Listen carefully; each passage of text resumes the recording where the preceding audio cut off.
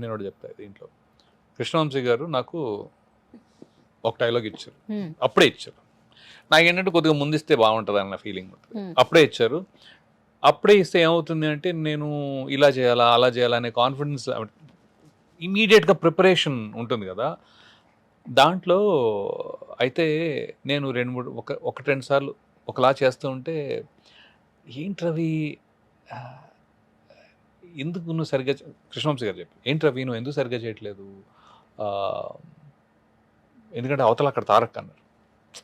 He's giving you the importance that he mention that అవతల side Tarak అయిపోయి ఇలా అమ్మో అక్కడ తారక్, లిటరలీ అమ్మో అక్కడ తారక్ అన్నారు ఆయన.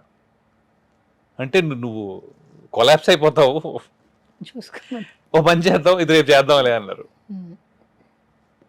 నేను అన్నాను ఓహో అంత బ్యాడ్గా ఉన్నావా చెప్పి సరే నేను అన్నాను సార్ ఒక పని చేద్దాం అయితే, సారీ మీకు ఇలా డిసప్పాయింట్ చేసినందుకు, but I will come super solid prepare tomorrow అని చెప్పి ఆ ఒక్క రోజుకి కొద్దిగా ఎక్స్క్యూజ్ చేసుకుని నెక్స్ట్ డే చేశాను.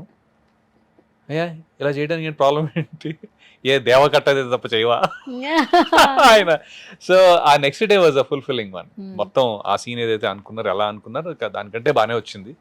అయితే ఆయన he was like, so yeah NTR తోటి చేయాలంటే కొద్దిగా కృష్ణవంశీ గారే అమ్మో అక్కడ తారక్ నువ్వు ప్రిపేర్ అవరా బాబు అనే టైప్లో.